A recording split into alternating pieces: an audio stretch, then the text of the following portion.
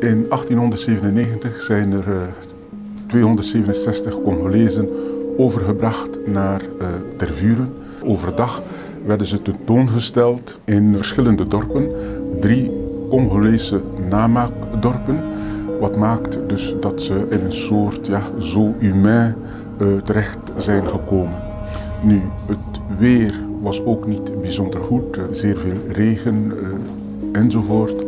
Met het gevolg dat er een aantal ziek zijn geworden. En tot slot zijn er 7 Congolezen die het leven hebben verloren tijdens de ganse tentoonstelling van 1897.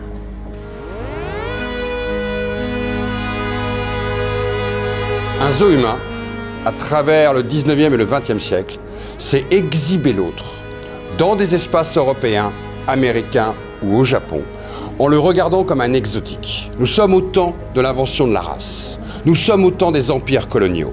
Exhiber l'autre, d'une certaine manière, c'est le dominer, c'est prendre son corps, fabriquer du sauvage, construire un rapport à la différence et le montrer à plus d'1,5 milliard de visiteurs entre 1810 et 1940.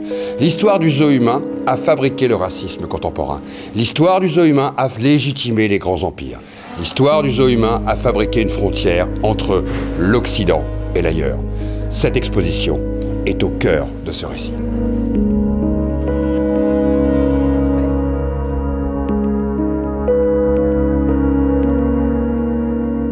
In mensentuinen werden mensen tentoongesteld op basis van fysieke kenmerken, voornamelijk huidskleur.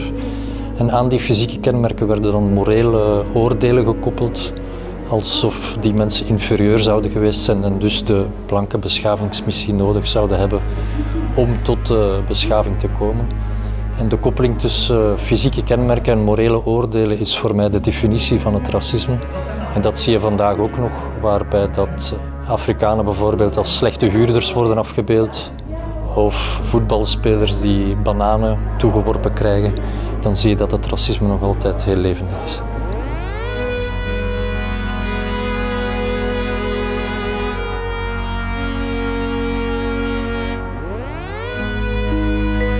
Muzungu Tribe est un projet photographique qui traite des questions d'hiérarchisation raciale, des stéréotypes et de tous les clichés hérités finalement de l'époque coloniale.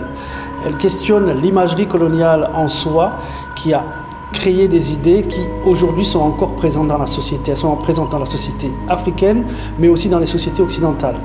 Les idées faites, les idées préconçues qui sont aujourd'hui ce qu'on appelle le racisme inconscient ou le racisme complexé. Muzungu Tribe racontait l'histoire des étudiants africains qui ont été expulsés dans les années 70 parce qu'ils avaient entrepris de refaire des mesures anthropométriques pour déconstruire justement ces clichés-là. Ce projet a démarré il y a 2 ans et va être exposé ici au Musée de l'Afrique, mais va continuer et va voyager.